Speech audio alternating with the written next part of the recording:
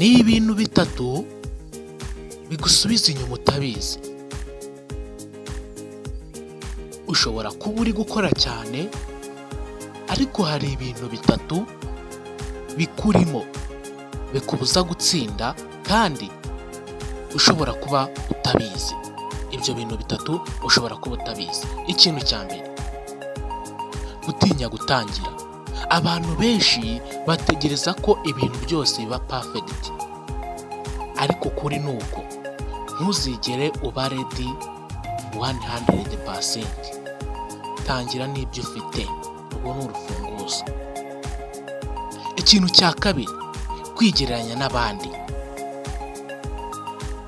Ureba abandi aho bageze ukumva wowe uri hasi, bigatuma ucika intege. Ariko buri muntu afite urugendo rwe. Ihangane ukore urugendo rwawe, urwo ni urufunguzo. Ikintu cya gatatu, ari nacyo kintu cya nyuma kandi gikomeye, gutinya gutsindwa. Abantu batinya gutsindwa ku buryo batanagerageza. Ariko reba abantu batsinzwe nka Will Smith, batsinzwe inshuro nyinshi mbere yuko batangira.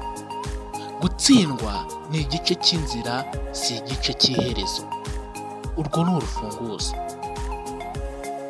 Niba wumvise hari kimwe muri ibi kigufashije, andika muri komenti ati ndahindutse aka kanya ngiye kubikurikiza. Kandi niba wibagiwe subscribe, yikora aka kanya kugira ngo utazacikwa n'ikindi kiganiro aka kanya ngiye kwita nkora. Ni ibintu bitatu mwibutse: gutinya gutangira, kwigereranya n'abandi, gutinya gutsindwa. Ibyo bintu nubikora ubuzima bwawe buzahita buhinduka.